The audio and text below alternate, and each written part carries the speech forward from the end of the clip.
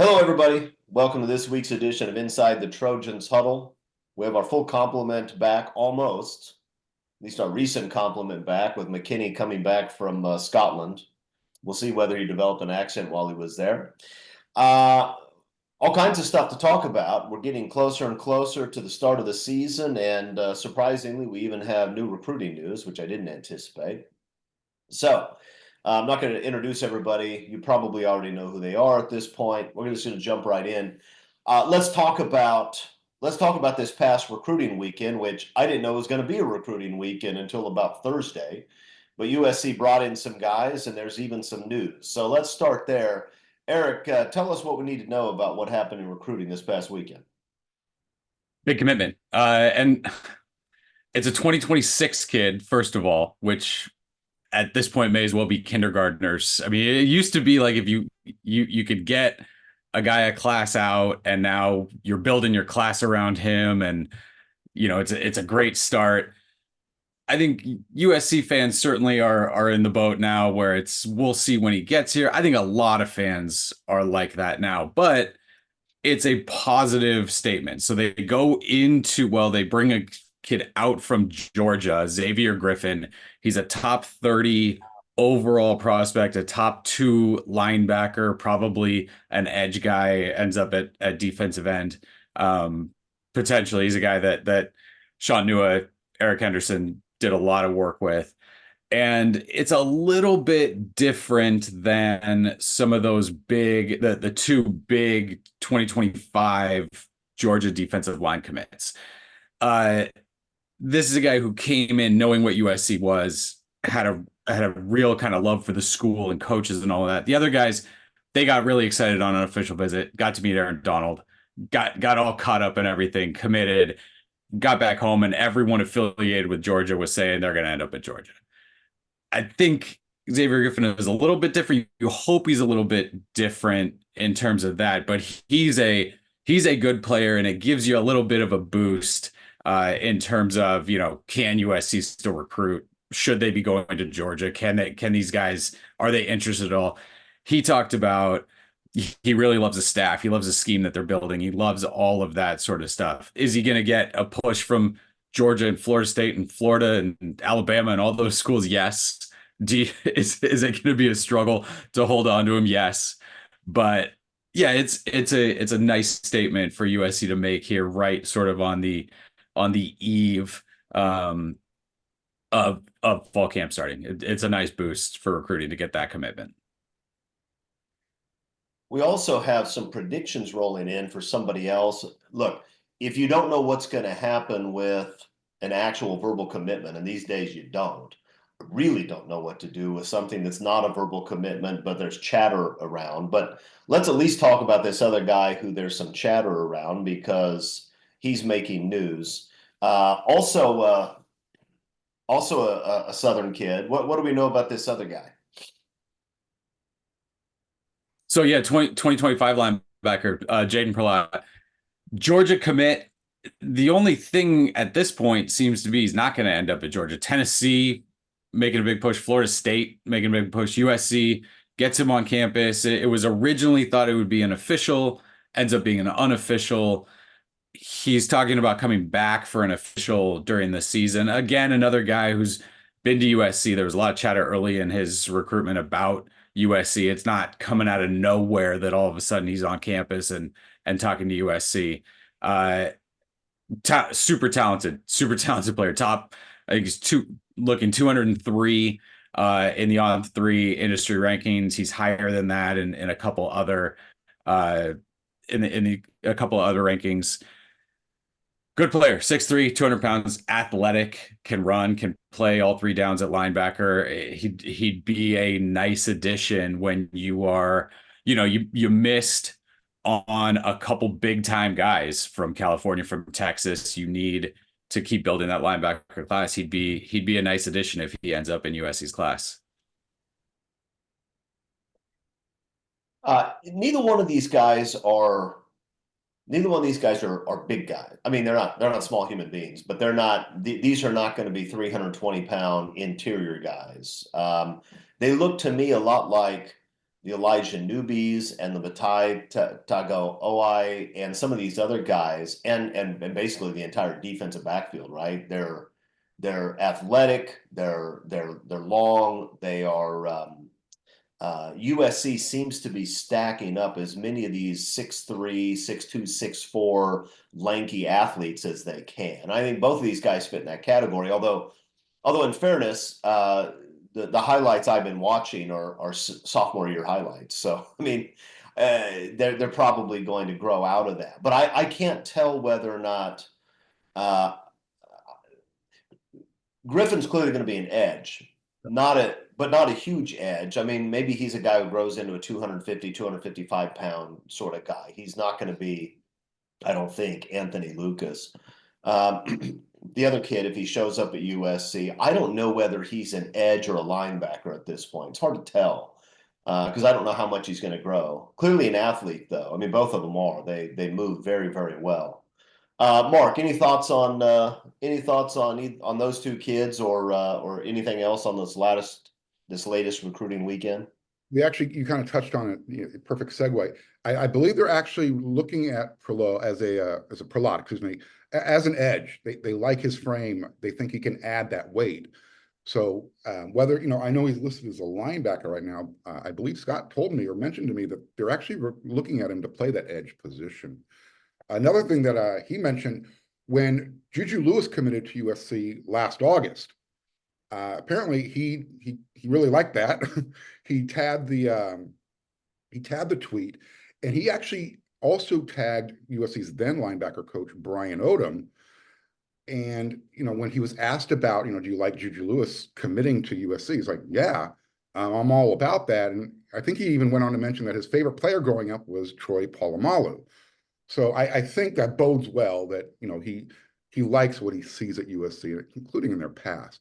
As far as the young man who committed, Xavier Griffin, as Eric mentioned, he's 2 years out.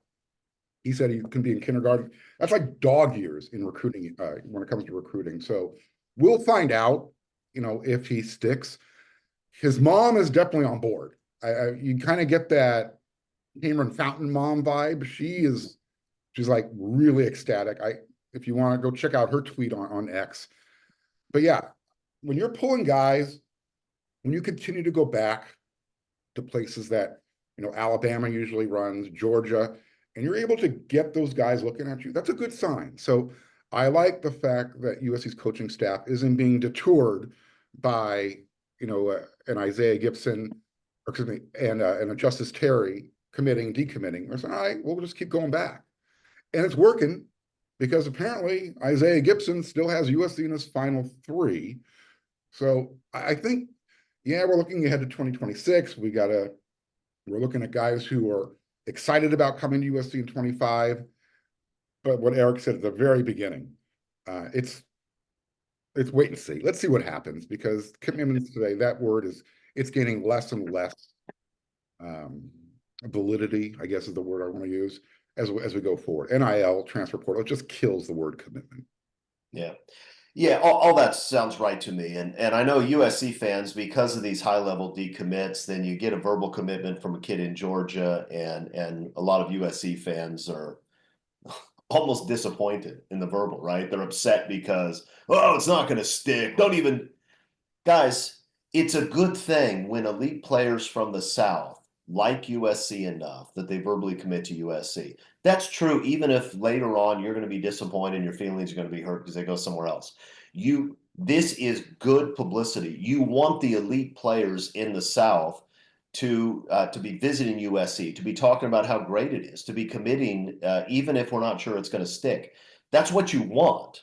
It's far better than having nobody ever talk about USC at all those high schools, right? I mean, so I don't know whether it's going to stick. Nobody knows at this point. Probably even the kid and his mom don't know. But the reality is USC is putting themselves in a position where a lot of really good football players from the Deep South are impressed by the USC program. Now they need to go out and play good defense. And if they do that, I suspect that USC will find themselves in a decent position, if not with these specific kids, with other kids in that area. So good thing. Well, this has been a conversation about potentially two future edge guys. So that's a nice segue into our next topic. We're just about finished with our position group previews, and today, defensive line. Obviously, along with offensive line, is one of the two big concerns for this 2024 edition of the USC team. So let's spend a little bit of time talking about the defensive line. What does USC have? What do they not have? What do we expect from this group? Mark, start us off. Well, they've got guys that they can use. I think the question is, who are going to be the guys that they can use and trust? You they're going to be trotting out Bear Alexander. He's going to be out there. Pretty sure they're going to give Anthony Lucas first shot. Pretty sure Jamil Muhammad, Braylon Shelby are looking to control that other edge position. And then you've got that inside position next to Bear. That's the key. That's the question. Everybody's going to test USC's defensive line. I don't think that's not a secret. They're going up against LSU in their first game. LSU's, considered to have one of the best offensive lines in college football this year. They're going to run the ball at USC, and they're going to say, "Stop us." And until USC shows they can stop the run, that is the question mark. Is the defensive line going to be stout enough? Is it going to be deep enough? Does D'Anton Lynn have the type of players that are versatile enough to stay on the field in different types of situations? Now, we've seen the work that Benny Wiley has put in during the offseason. The guys look the part now. I mean, Jade Abasiri, he looks the part. Nate Clifton, he came over from Vanderbilt out of the SEC. He already looked the part. He's now looking bigger. Anthony Lucas looks like a completely different person. I'm really bullish on this. If you need somebody who you can line up over the ball, and whether that's going to be Kobe Pepe, whether that's going to be a true freshman like a Jade Abasiri or a Carlon Jones, who also looks the part, we're going to find out. But until USC can stop the run, that is going to be question mark number 1, 2, 3, and 4 when it comes to the defensive line, because they're not going to get a chance to rush the quarterback. Eric, what do you think? I think they have enough. I think that you would feel a whole lot better had they gone out in the spring portal and landed the big time guy, right? Joey Slackman, who goes from, I think, Penn to Florida.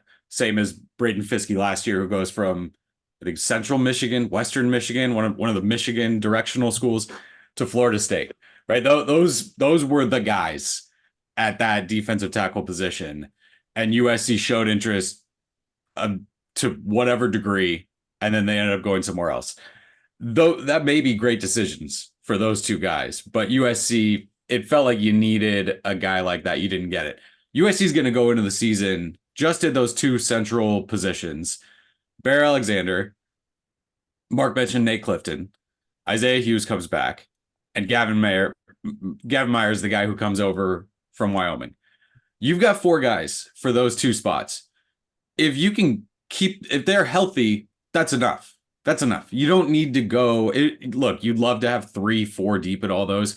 To play good, solid defense, those are all talented enough guys, bodies there to be fine at those 2 spots with a scheme that allows players to do anything resembling football, right? Like that's okay.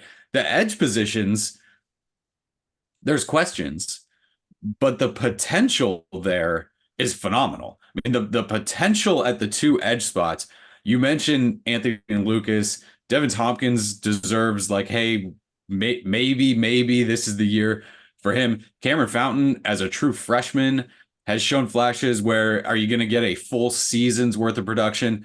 No, but like those big time freshmen popping up here and there, flashing, that's enough out of a true freshman there. Jamil Muhammad's got to kind of figure out what that second half of the season sort of slump in terms of, stats and all that is about. But again, a guy that you kind of trust to be able to play those spots. I mean, the names keep coming. Does Sam Green have something in his second year? We haven't seen really anything from DJ Peavy. He's a second year guy. You always anticipate kind of that jump first year to second year. The names at the edge spots and kind of what they look like now is impressive. I mean, again, you're not, when you talk about, hey, who's a first round edge defensive lineman in the draft? No, the USC guys' names are not popping up there. But to put a solid kind of defensive line defense on the field, there's enough. Now, are you talked about as like an elite defensive line that's going to go dominate games? No, but I don't. UCLA's wasn't either last year. And again, Danton Lynn has sort of shown like he can work with enough talent to be able to put out a solid product. It's you're not going to list defensive line as the strength of the team, but at this point, I'm not as like terrified about what might come out from that group as maybe, months and months or certainly at the end of last season, where if you told me, no, they're not going to land one of the top 2, top 3 defensive linemen in the portal this offseason, it felt for a time like, well, that's a disaster. So I don't know if I'm kind of talking myself into being optimistic about it, but there's guys that can play. There's guys that you can do something with if you understand their skills, their abilities, and develop a scheme that allows you to be solid up front. I think the personnel you have lets you do that. Yeah, I think there's a misperception with a lot of USC fans that USC doesn't have enough big bodies on the defensive line. That's not true. I count 9 guys that are 290 plus, and Anthony Lucas is probably not far away from that. And the edges are big. Braylon Shelby and Cameron Fountain. And I mean, the problem is not, does USC have enough big guys? The question is whether USC has big guys that are any good. That's the question, right? And we don't know the answer to that yet, but I would just say in terms of potential, if you're putting Bear Alexander and Anthony Lucas and Braylon Shelby as 3 of your 4 starters up front, that's 3 guys that look like and run like Alabama and Georgia and Ohio State defensive linemen, all right? Now, Anthony Lucas hasn't shown anything yet. And Braylon Shelby made some plays last year as a true freshman, but he's a true freshman. He's playing for Alex Grinch. What are you going to do? These are not proven guys. Bear Alexander would dominate for a few plays a game. The question is whether USC's defensive coaching staff, which we have been promoting, I think rightly, for months now, is good enough to take guys like that and turn them into elite college football players, right? That's the question. Are Nua and Henderson, is Danton Lynn's scheme, is Lincoln Riley's manner of practicing and promoting defensive football, is all this stuff going to mesh where you take the guys in the roster and guys who have the physical ability to make plays and turn them into really good football players? We don't know the answer to that. But I know this, if USC's defensive staff is as good as we think it is, then this may not be a top 10 defense, but it will be a good defense, right? It should be. There's no reason why this defensive staff shouldn't be able to find a way to make Anthony Lucas look like the guy that everybody thought he was coming out of high school, right? That guy is big and strong and athletic. He's exactly what first-round NFL defensive ends look like, right? That's what he is. Can he play? I don't know. But I know that if you have excellent coaching, I think USC does, you would expect him to take a big step forward. Nate Clifton is an interesting guy. He's a guy who primarily played defensive end at Vanderbilt. I think he had 4.5 or 5 sacks last year. That tells me he's not a stiff. And I think he's has some decent athleticism. He's now bigger than he was then. And he's bringing what I think will be, for a defensive tackle, some pretty good athleticism to the table. Is that a guy that can make plays? Probably. Elijah Hughes jumped off the film for me when he was in high school. He's now over 290 pounds. Is he going to take a step forward? Well, if Coach Henney knows what he's doing, he probably will, right? I mean, why would he not? This is a guy who's quick and big. There's no reason he shouldn't be able to make plays. Um, Cameron Fountain is also a guy, like Braylon Shelby, is a guy who looks like a future NFL star. Is he going to dominate this year as a true freshman? Probably not. But is he a guy who you can put on the field and get 5-10 plays out of and maybe generate a pass rush when you need it? I don't know, but it seems like it. I mean, so when you have have guys like Carlin Jones who are very highly regarded and are big. I mean, the USC's coaches have some stuff to work with. What they don't have is a lot of guys who are proven.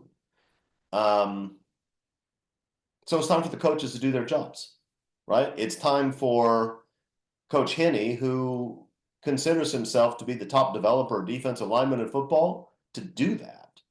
If you do it, I think USC has enough bodies. Again, they're not going to, this isn't going to be the 2008 USC defense. I don't know that it has to be. But is this going to be a top 25 or top 30 unit? If the coaches coach the way they are expected to, yes, it should be. Mark. I was going to say, Eric, if you wanted to compare UCLA's roster last year, and I'm talking about, perceived talent, to USC's roster this year, I think most would argue that USC had the better rated talent. So if Dean Lynn can take, chopped liver and turn it into pate over there in Westwood, why wouldn't he be able to do the same thing with USC? I get it. They don't have a Jay Toya, and they didn't have a Leatu Latu, but they've got similar pieces. Why not? Again, they don't have to have the number 2 run defense. And statistically, that a lot of that plays into who you play and the type of styles, yada, yada, yada. But to Chris's point, you get a top 30, top 40 defense. That's a winning formula with USC's offense. So where's the difference between UCLA's talent level and USC's? Yeah, no, it's a good question. And last week when we talked about the linebackers, Mark, we were talking about you have a bunch of guys who are experienced who have in the past made plays, right? Mason Cobb and Mascarenas Arnold and Eric Gentry. These are guys who have made plays and are at this point about as experienced as you're going to find for college football players. I don't know that any of them are guys you look at and say, that guy looks like he's going to be starting in the NFL 2 years from now. On the defensive line, you have a bunch of guys who look like they could be starting in the NFL in the next 3, 4, 5 years, right? A bunch. But unlike at linebacker, I don't know that many of them have actually done much on Saturdays, either at USC or at their previous stops. Some of them have, but not a ton of that. So but I do think you have a fair amount of potential, and you have a lot of big bodies, and you have guys who, like Anthony Lucas and Braylon Shelby and Bear Alexander. I mean, you're talking about guys who everybody looked at and said that guy could be a future superstar. So it's time for this defensive staff to turn them into really good college football players. And if you can avoid injuries because the problem is some of these guys USC has that are big and talented are just young.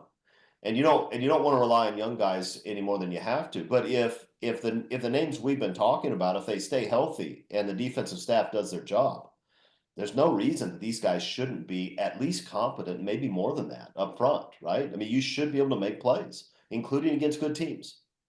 So I'm not gonna come out and say that USC has nothing to worry about on the defensive line. They're going to dominate. That would be insane. But I do think the crying and the moaning with USC fans might be a little bit off. I think you're going to see a different product on the field than a lot of USC fans think you're going to. I don't think it's going to be an inept group. I don't think they're going to get pushed around every week. I think it's a group that's going to make plays, and it's a defense that's going to make plays. And if I'm right about that, then USC has a chance, even with this tough schedule, to have a really good season.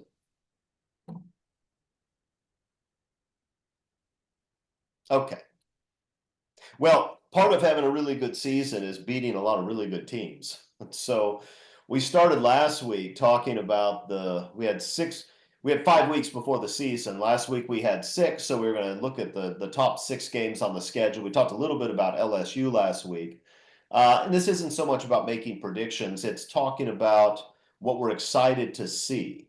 and what makes these 6 matchups special. Today is the second big game on the schedule,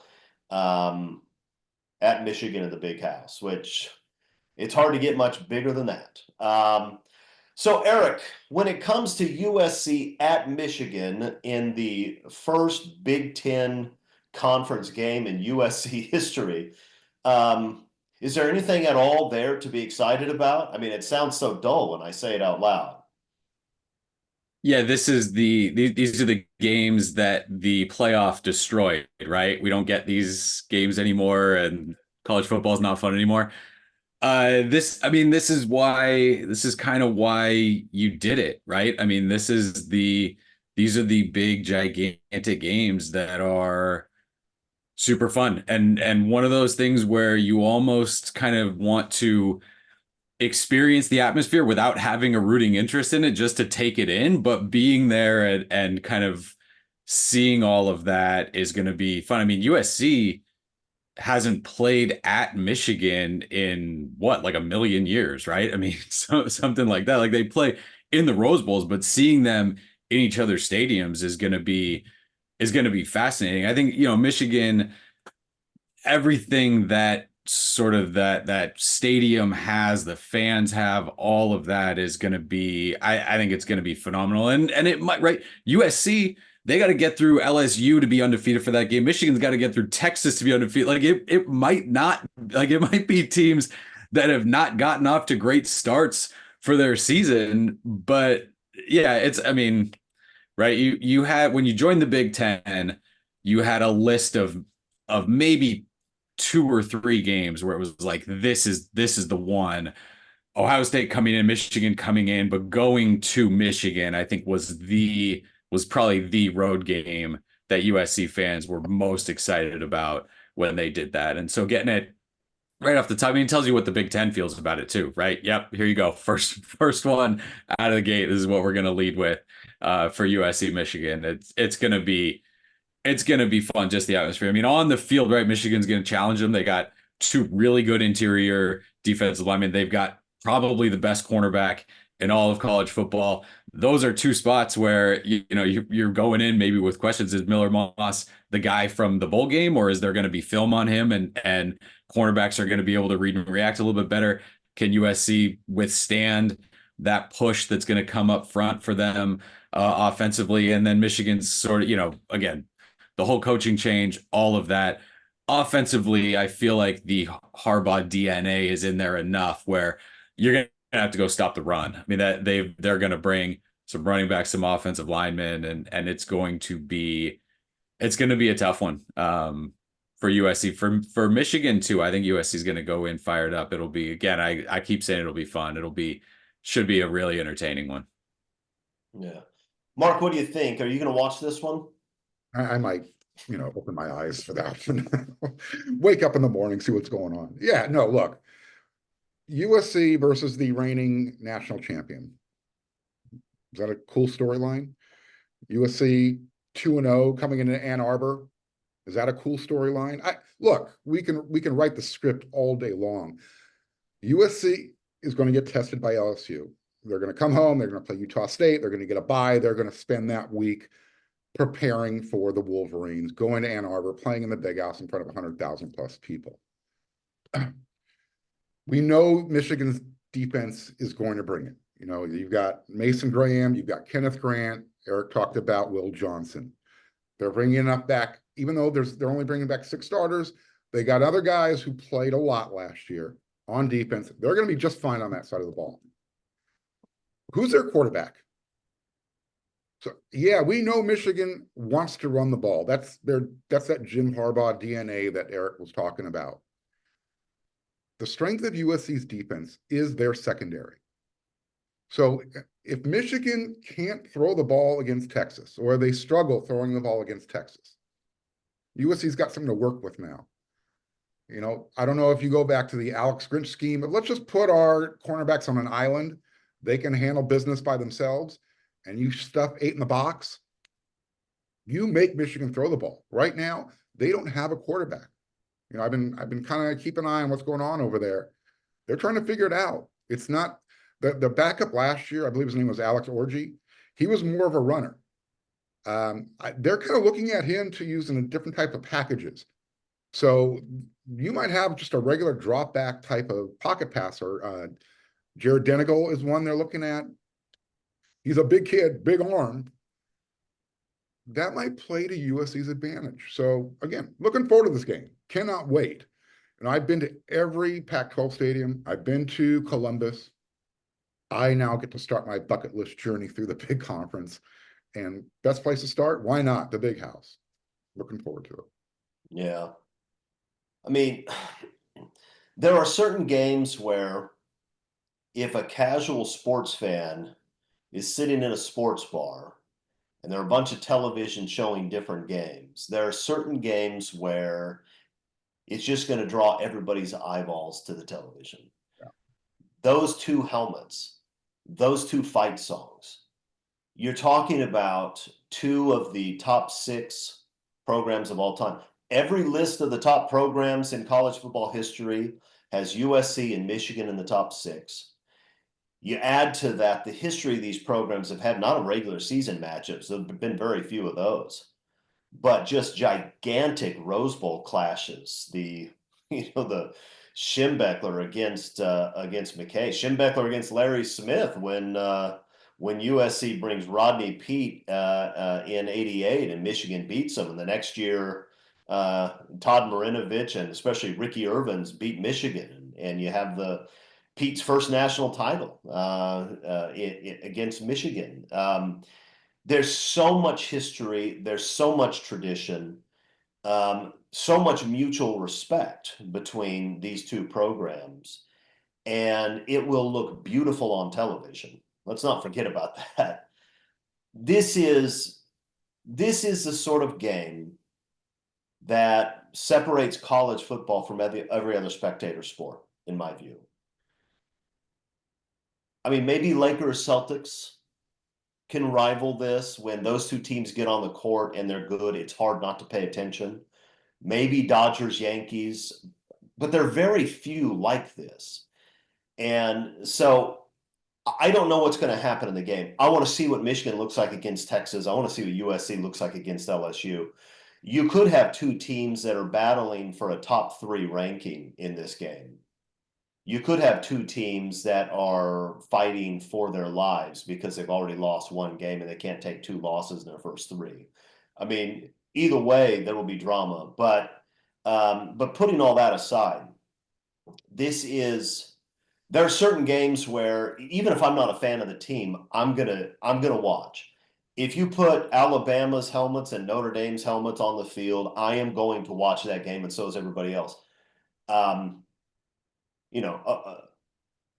Oklahoma and Georgia at this point, when that matchup happens, that's something that everybody's going to want to watch. There's and that matchup, by the way, is one that doesn't have the history that USC and Michigan have.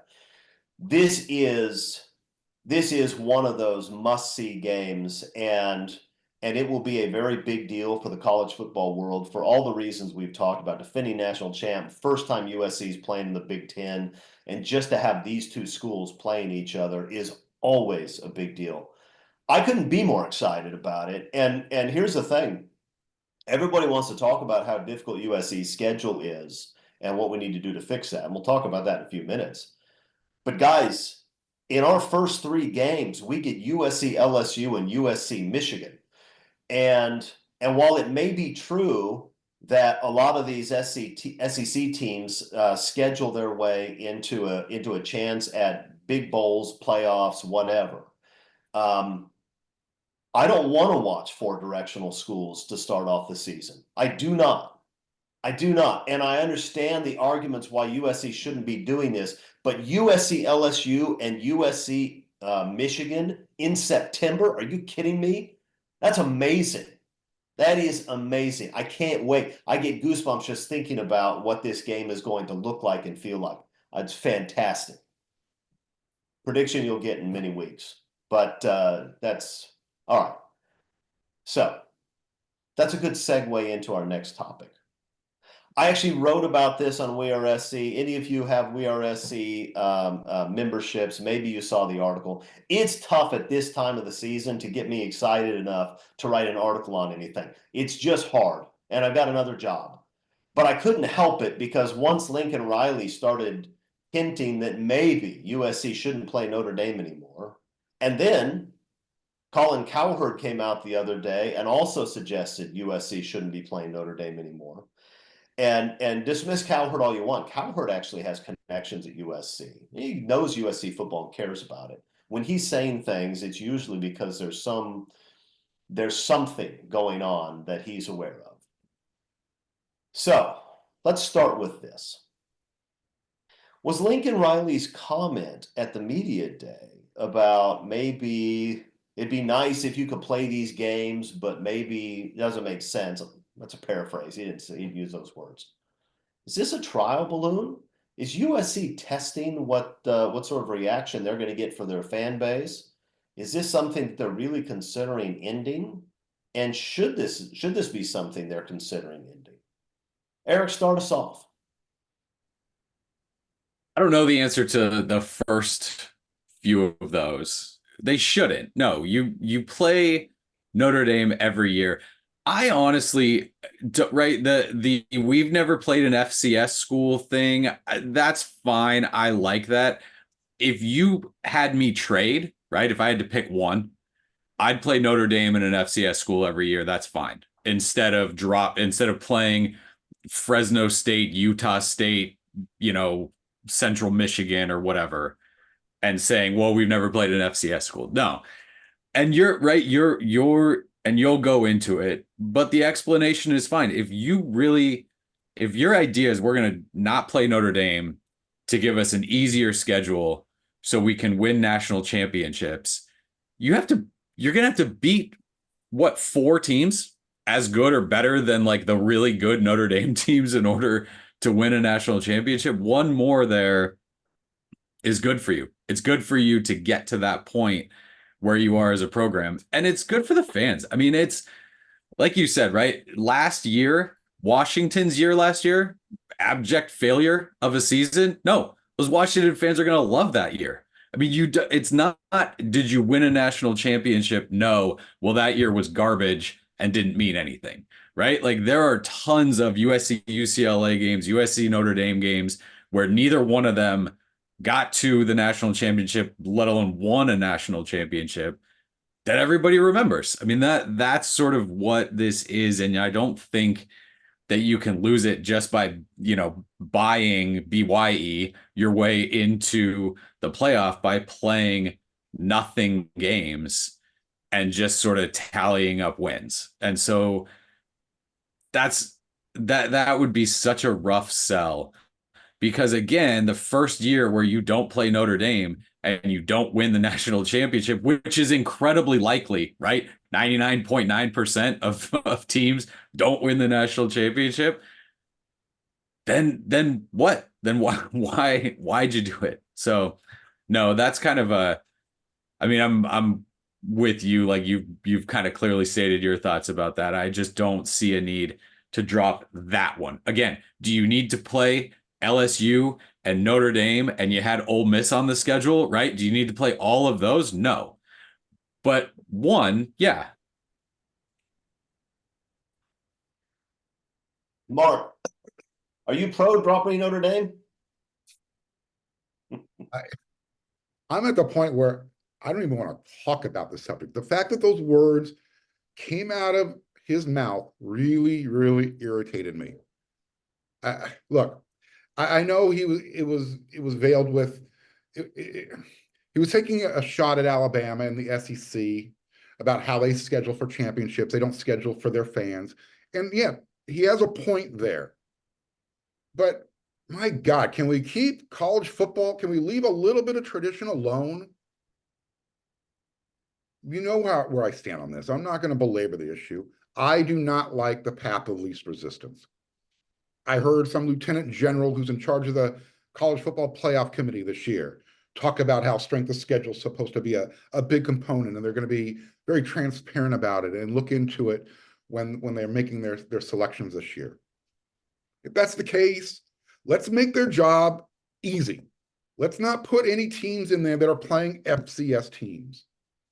Let's make the strength of schedule component number one. Look, I'm getting angry talking about this. No, it should never happen. It should not even be a thought. And I hear a lot of the younger USC fan base saying, yeah, we should do it. Everybody else is, taking the easiest path to get to the playoffs. You know what? Until that younger fan base starts making big time donations to the university where you can kind of dictate that policy, I'm going to tell you, go back to the kids' table, sit down, wait till somebody talks to you. Well, I am going to belabor the point, and it's not because I'm making huge donations to the university. But what I'll say this, if this is something that Lincoln Riley and Jen Cohen are considering, they should both resign. Absolutely. And I say that as somebody who is a huge fan of what Jen Cohen has done since she's been at USC. And despite my criticisms of Lincoln Riley, all deserved, by the way, I am a supporter of Lincoln Riley's, and I would not want to see him leave. I want to see him succeed, and I think he can. But talking about ending this rivalry is outrageous. The simple truth is this is not about helping USC to win national championships, and don't be fooled by that. Because it used to be that you could schedule your way, if you got lucky, to a national championship game appearance, right? I mean, BYU won a national title with a terrible schedule because they were undefeated and everything sort of fell weird with the major powers. Georgia Tech scheduled their way to an undefeated season where they had a shot at a national title. This used to happen with the bowl tie-ins and all the like. Weird things would happen, and because pollsters don't look at any number other than the second number in your record, you could schedule your way to a national title. In a 12-game playoff, you cannot schedule your way to a national title. Only elite teams will win national titles from now on. Impossible for a non-elite team to win a national title because you're going to have to win at least 3 games against the best teams in the country back to back to back. Only elite teams do that. If what you're trying to do is you're trying to make sure that even your good but not great teams can manage to sneak in as a 10, 11, or 12 seed, if that's what you're trying to do, stop trying to do it. It's not worth it. As a 12 seed, you're not going to win the national title anyway. But an elite USC team is going to be in the playoff every time. I don't care what they do against Notre Dame. An elite USC team will go at least 10-2 and find themselves in the playoff. The 72 team, the 2004 team, the 2005 team, the 2008 team, the great teams that Pete Carroll had, the great teams that McKay and Robinson have, they're making a top 12, people. And those are the only USC teams that have a chance to win a national title. This is about Lincoln Riley not wanting to have to deal with another potential loss on his record so that he can say, well, we've been in the playoffs 6 of the last 7 years. If you're coming in an 11 seed, that's fine. I'll watch the game. I'll be excited. You're not winning a title. Only elite teams will win titles from now on. And elite teams don't have to worry about whether they can make the top 12. This is nonsense. It's absolute nonsense. And don't tell me that college football traditions have been destroyed. That's true. It doesn't mean we have to be arsonists and light all the rest of them on fire. Is college football better off because Oklahoma and Nebraska ended their rivalry? No. It is not. That was a top 5 rivalry. They should have found a way to keep it going. It was cowardly of both programs not to. Is college football better because Texas and Texas A&M stopped playing each other because A&M wanted to get away to the SEC and get away from Texas? No, it was not better. And Texas A&M wasn't in the same universe as USC Notre Dame. This is an outrageous thing to be talking about. And USC fans, if you're supporting this because you think, yeah, let's schedule like Alabama, go sell your USC gear and buy Alabama stuff. It's embarrassing. Part of USC's identity, my last point on this, is anyone, any place, anytime. And when you start stacking these things up back to back to back, talk about wanting to get out of the LSU game. You've already canceled the Ole Miss series. And then you bring this on top of that? No. USC's identity is we will play you anywhere, any place, anytime. I don't care how good we are. Look, if you don't want to schedule the LSUs, the Ole Misses, the Auburns, these other programs that USC scheduled in non-conference over the years, fine. Don't do it. Don't do it. I don't care. I like the games, but I get the theory. Okay, fine.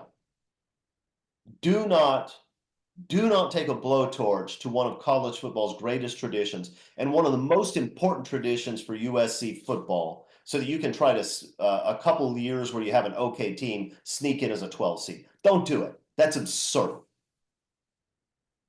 If this happens, I'm going to have a meltdown. I don't know that I'll be able to appear on this show. I don't know. It's my favorite game of the year every year. And college football is more than just winning national titles. Some of USC's best memories in football games came in years where we didn't win a national title. And I can give you short phrases, and every single one of you will instantly go back to that moment and remember Mark Usano batting down Ron Paulus's pass in 1996. Do you remember it? Do you remember Marinovich to Morton? Do you remember that? Do you remember Jarrett on 4th and 9? No national titles in any of those years, people. No national titles. So I guess those are failures. We shouldn't even have those memories. Just stop it. This is stupid. Cowherd's wrong. Lincoln was wrong to bring it up. And any USC fan that buys into this because, well, we need to schedule like Bama to win a national title, just stop. Don't talk anymore. Don't talk until you have something useful to say. And that's not useful. Bury me in the comments. I don't care. It's nonsense. You people are insane if you think this is what should happen.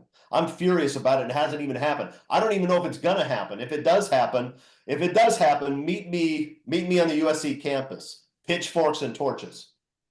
All right. I'm done ranting. Is there anything else we want to add about this? I could talk about it for the next hour, but that's probably not helpful. Well, I'd be curious, and not specifically about Lincoln Riley, but all coaches, right? We know that coaches got incentives, right, for signing 4-star, 5-star recruits, whatever, and schools ended up taking guys where you knew that guy's not the guy you should be taking, but he had a 4-star there, and you knew coaches were going to bring him in.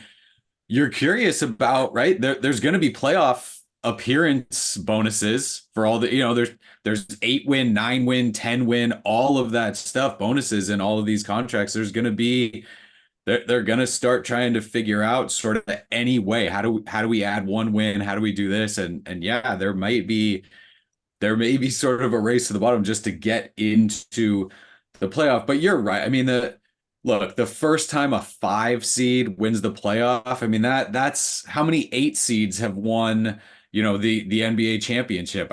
None. I mean, the second wild card team, because there's fewer in the NFL and Major League Baseball, it happens every once in a while, but nobody's picking those teams. And college football is much different, because at the end of the year in college football, there's always, there's 2, there's 3. It does not go beyond 4 in terms of, I think that team is kind of the best team and best prepared to play that number 1, number 2, number 3 team right now. It's not going to work that way. And that's not to say that the number 11 team can't knock off number 2 in college football. Of course they can. But the number 11 team is not winning 3 straight against the best teams in the country to win a playoff. It's not going to happen. It doesn't happen in the lower divisions. Say that, Mark? On the road, nonetheless. Yeah, it's just not going to. This is stupid. All right, I'm done talking about it. Let's just jump into Arledge's 10 questions, because at this point I'm just in a bad mood. We need to see if picking on you guys and taking points away will help me. All right. Question number 1. We know there are question marks with this 2024 team. And I think Mark may have already touched on this last week, so he's got a big advantage. That's what I want. I want Mark to have an advantage. People think I always pick on him. It's not true. I'm rooting for him. We know there are question marks with this 2024 team, but what do we absolutely positively know for sure about the 2024 USC football team? Mark, go. So I know for sure, positively, without a doubt, 100% accurate, they're going to play 12 regular season games. I also know that the defense will be improved, because it cannot get any worse than what they did last year. Now, theoretically they can, statistically they can, but I'm going to bet this right arm that they're going to be much better than they played last year. That's exciting there. You're betting your arm. I'm betting All on right, so that's what I'm statistically, positive about. Yeah, and everything else that I say would be speculation, opinion. if they're not better, we're going to have a special episode of Inside the Yes, we Trojans Huddle, are. where It'll be we Civil War style remove that arm. Okay, McKinney, what do we absolutely positively know about this team?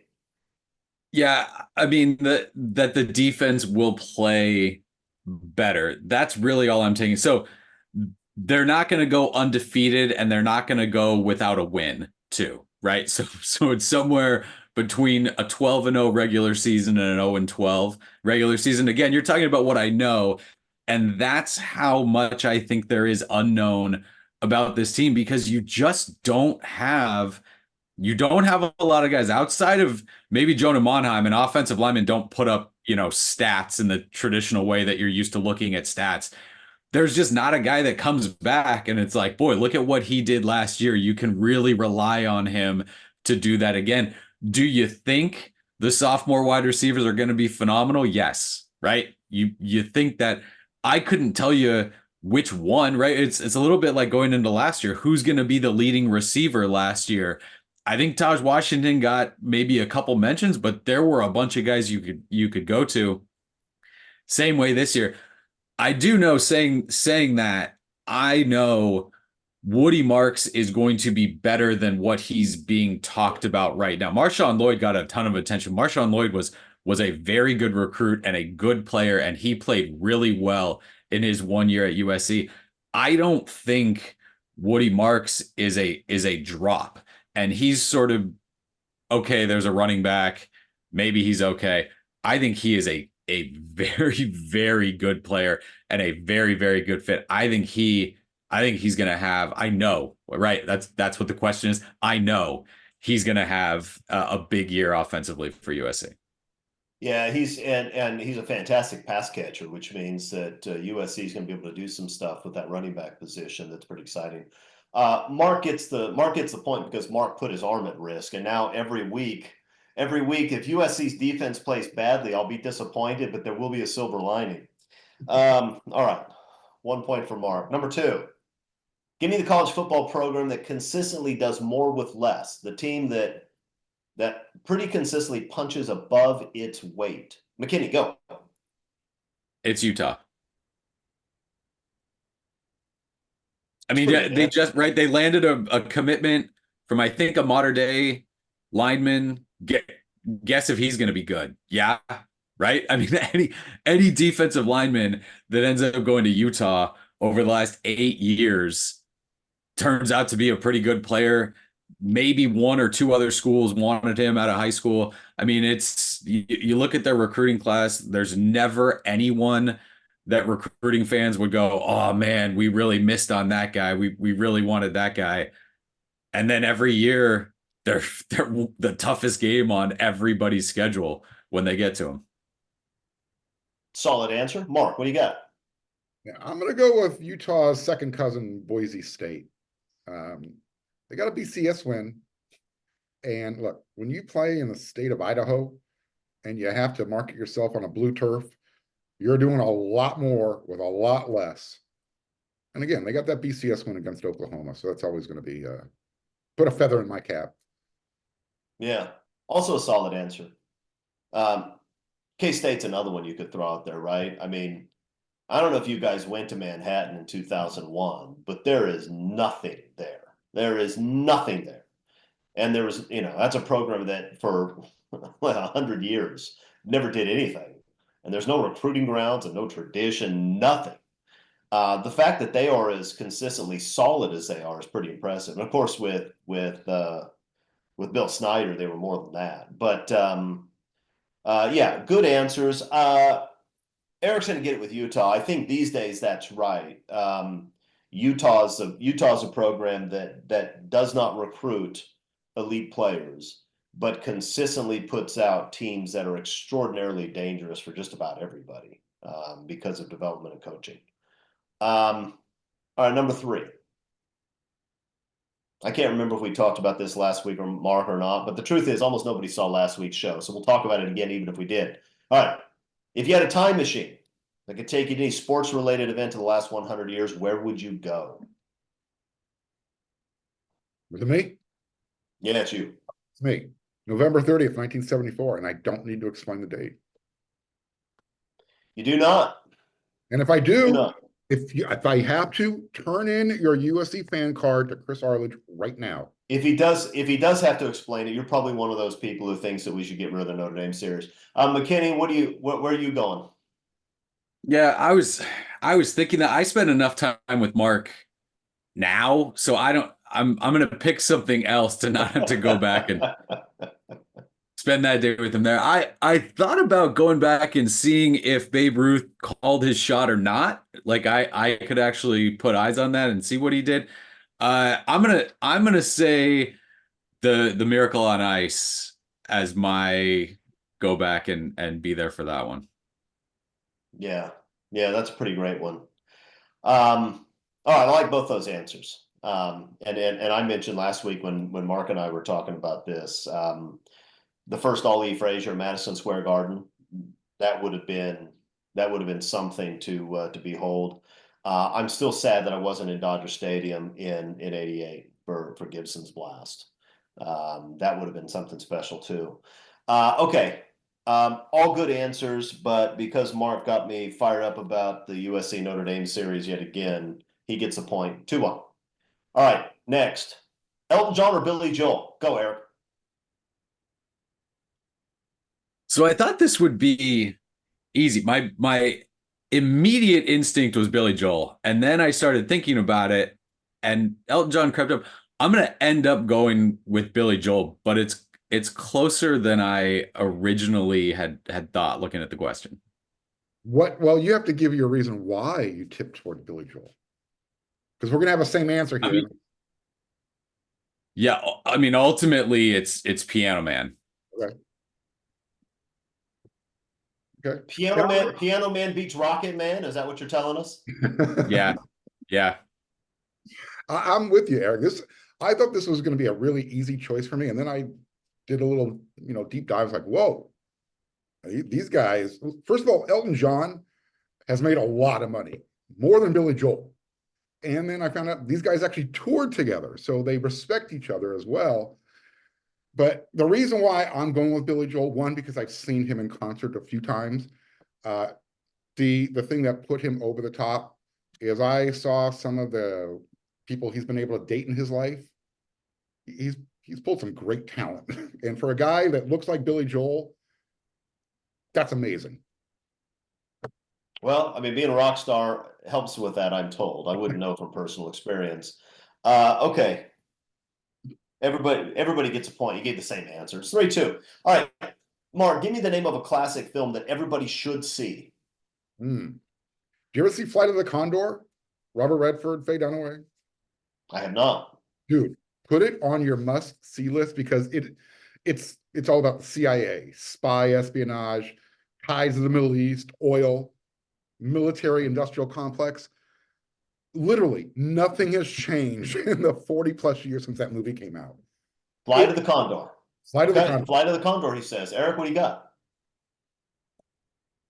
Yeah, classic's going to be interesting, right? How far back do you have to go for a classic? Mine is a probably more mainstream. Princess Bride, I think I'd put on there as a everyone's got to see that movie. So nobody's going to get a point because I haven't seen Flight of the Condor, so I can't judge this. I will say that I know people are going to snicker at Eric's answer, but I love that film. I love it. All right, 3-2. Now let's turn it around. Give me the name of a classic film that everybody really should skip. Eric? Again, classic, I don't know, because it's not the 30s or 40s. Titanic, it sinks, right? It sinks. It's a long movie, and then it sinks, and then that's it. I'm sorry. We're gonna have to edit this Well, out. now you can really skip it, right? Now you can really skip it. Titanic. Okay, I don't know. Okay. I mean, I guess it's classic. It's now what, 25, 30 years old and made more money than any film ever. So I guess that counts. Mark's going to go back a little further than that. What's your answer?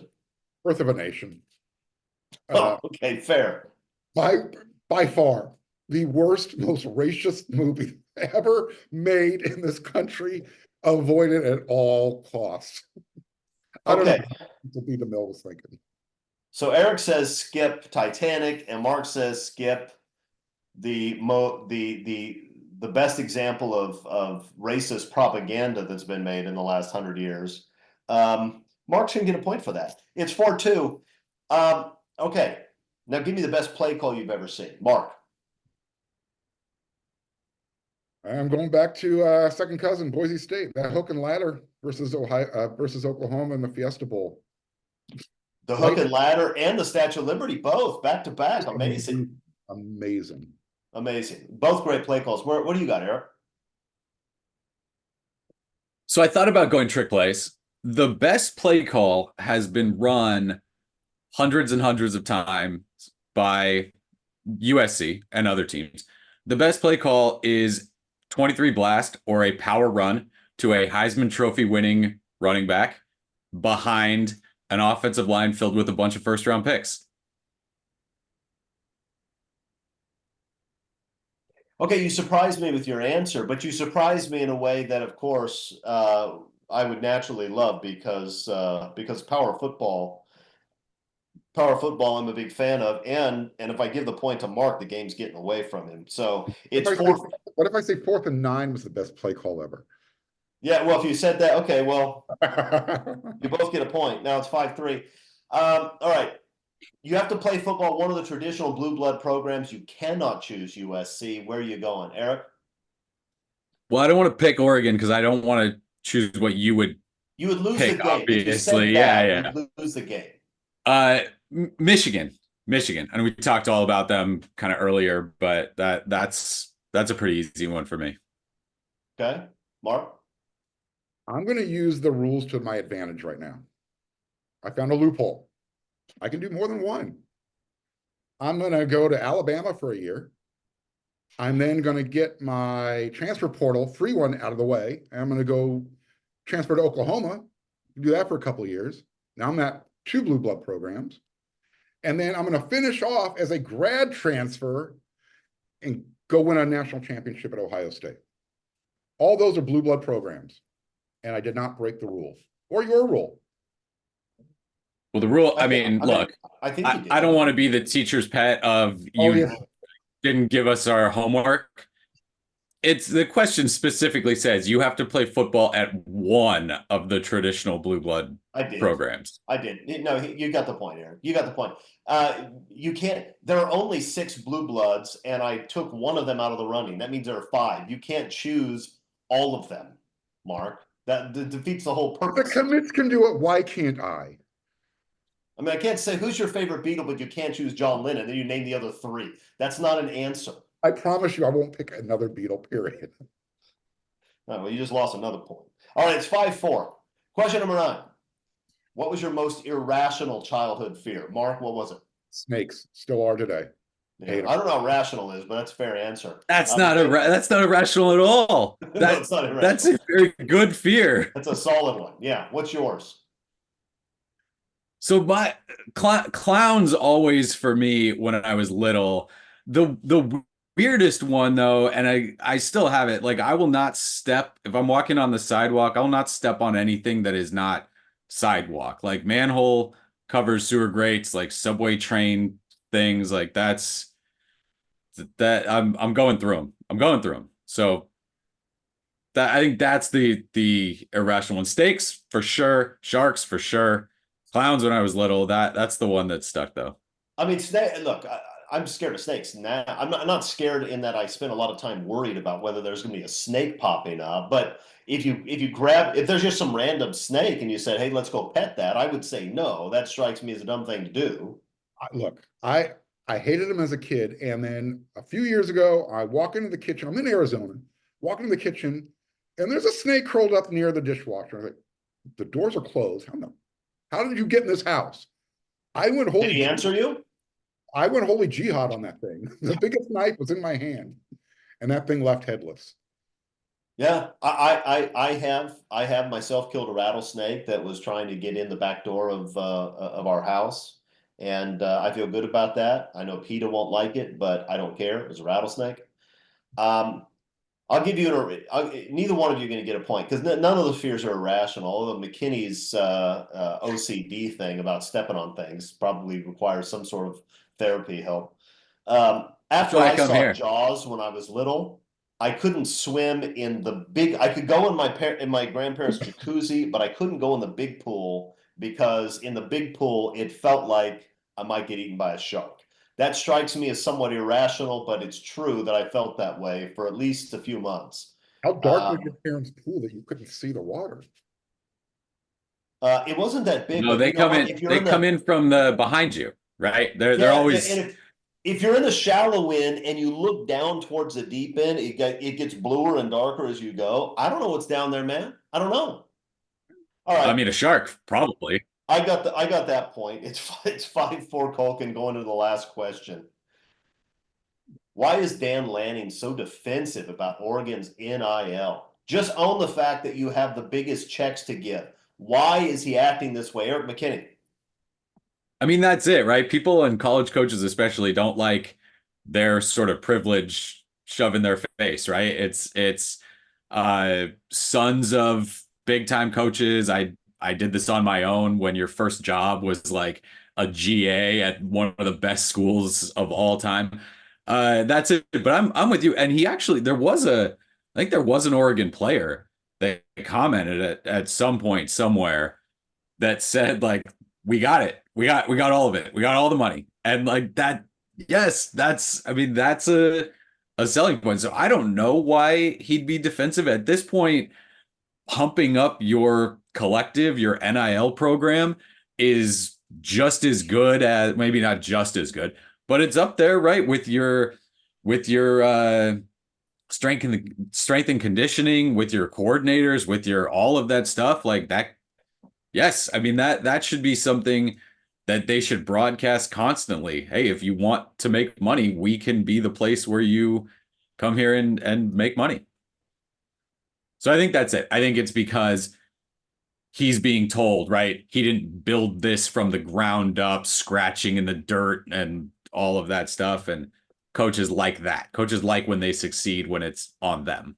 Right. Not like Ryan Day, who shows up somewhere where he has absolutely nothing in place and has to build it all from scratch, right?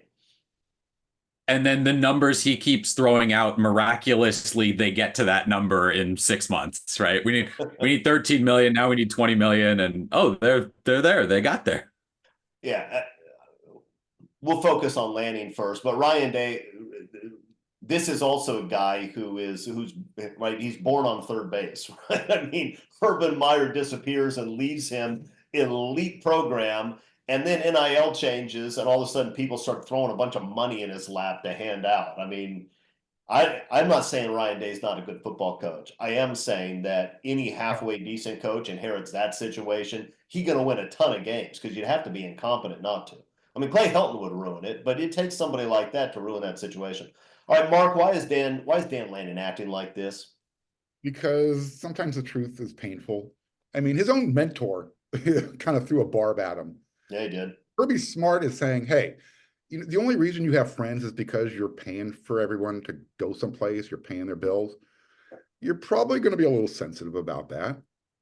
So look, it's not just Kirby Smart, it's become the meme of college football. And now all of a sudden, they're trying to own and say, no, we're just being more innovative. And they're floating, bathroom toys down the river. Oregon is what it is. There are gimmicks. They don't do anything the old-fashioned way. He's buying his friends. And if he didn't pay for this, I'm sure they would still be recruiting good players. They just wouldn't be getting as many of them. And that's just the bottom line. Dan Lanning and staff are good recruiters, and Oregon had long before Lanning got there. They did a nice job with their marketing and raising their profile and their visibility and making and giving themselves a cool brand. So they'd still be recruiting guys, but geez, it's embarrassing to watch him act like NIL isn't at the heart of what's going on right now because everybody knows it. And when your mentor comes out and makes a public comment about it. I suspect that Smart and Lanning are friendly on friendly terms. I don't know that, but I suspect they are. But even Kirby Smart has had enough of this nonsense and wants to come out and talk about how much he would like to be able to pass out gigantic checks. By the way, there's an article, this is a few years old now, about how Phil Knight essentially bought the University of Oregon in the 1990s. If you haven't read it, go watch it. Just Google Phil Knight Oregon president betrayal. Just go read it. It's fascinating. And I'm not going to say anything more than that because I don't know how much of it's true and I don't want a defamation suit. But I will say it's fascinating reading. Okay, you're both right about Dan Lanning. And as I look at it, that's a terrible question because nobody can earn a point on a question like that. So, Mark Culkin, you win 5-4. Congratulations. I'm excited for you. And those of you who think I cheat Mark Culkin, again, evidence that I do not.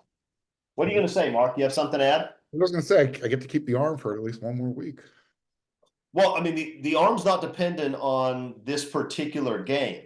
You understand that, right? Yeah, these stakes just went way up for next week. I'm gonna look at these questions a little bit more. I think USC is going to play pretty good defense this year, but I know this, if they come out and give up 46 to LSU, the most nervous person in the country is going to be Mark Culkin. We're going to give you a piece of wood to bite on, maybe a few shots of whiskey, get out the saw. Okay, Eric, you have anything you want to add before we sign off? Nope. Get ready. So camp starts this week, right? Yeah. Camp starts this week. Do we still have our special? Yep. Yeah. $1. WeAreSC.com, USC1 as the code, 2 months for $1. 2 months for get $1. there. Get there before camp starts. Media day on Wednesday, first practice on Friday. Yeah, look, it's not. No, it's Thursday. Is it Wednesday media day? It's the 31st. Yeah, Wednesday. Yeah. I mean, look, you're going to want to hear McKinney and Culkin have to say. You're going to hear Scott talking about recruiting. I don't know if I'll say anything. If I do, it's going to be largely complaining, but you may get some sort of tirade out of me. You never know. So pay $1. It's worth $1. Hey, you know what? And I'm going to take a little bit of partial credit here. I asked Lincoln Riley right to his face, are you going to give the local media that you trust a little bit more access to practice? We got our initial practice schedule from Katie Ryan, sports information director. A couple hours later, change the practice schedule. The second practice, you get to stay in there the whole day long. So there you go. Mark Culkin shining a spotlight on USC practices. That's a good job, Mark. I hope it happens. Maybe we'll get more. Yeah. Maybe you should have asked him point blank if he was going to fire Alex Grinch after that first year. Maybe you could have made something happen there too. Do your job, Mark. We need another round table. I don't know if he'll ever do that again, though. Yeah. Okay. All right, fellas. I guess that's it for this week. Thanks for joining us. We'll see you next week. Until then, fight on, everybody.